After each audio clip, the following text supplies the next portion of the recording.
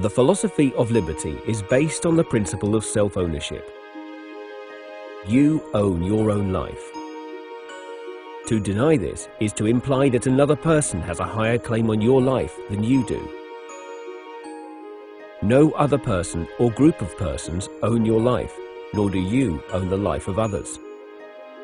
You exist in time, past, present, future. This is manifest in life, liberty, and the product of your life and liberty.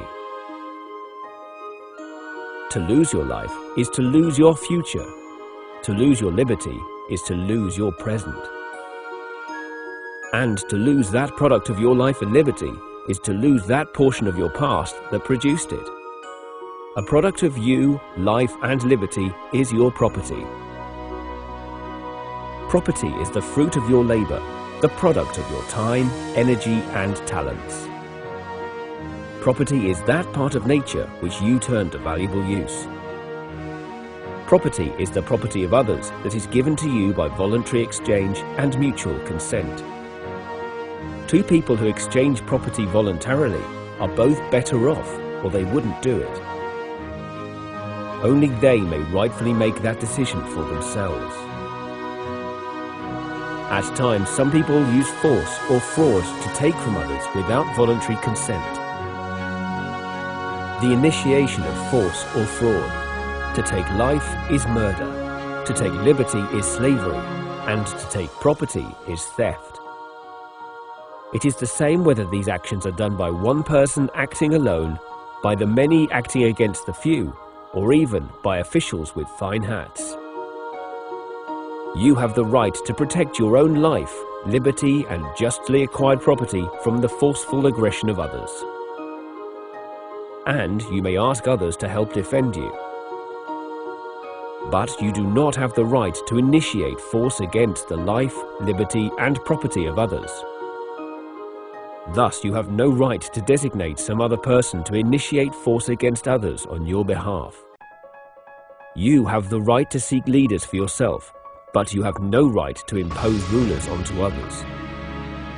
No matter how officials are selected, they are only human beings, and they have no rights or claims that are higher than those of any other human beings, regardless of the imaginative labels for their behavior or the number of people encouraging them. Officials have no right to murder, enslave, or to steal.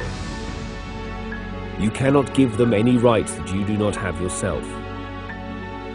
Since you own your life, you are responsible for your life. You do not rent your life from others who demand your obedience.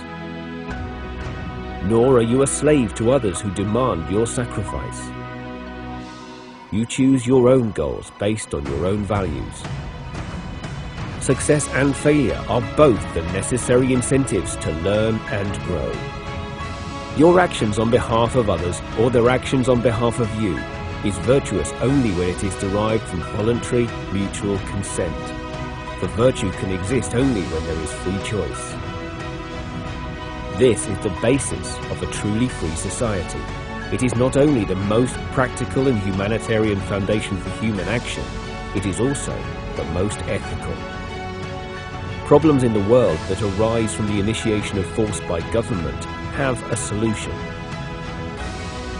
The solution is for the people of the earth to stop asking government officials to initiate force on their behalf.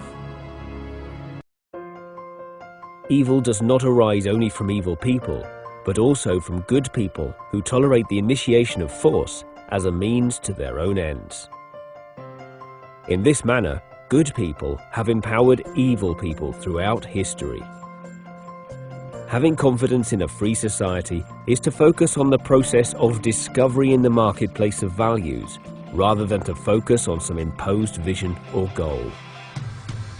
Using government force to impose a vision on others is intellectual sloth and typically results in unintended, perverse consequences.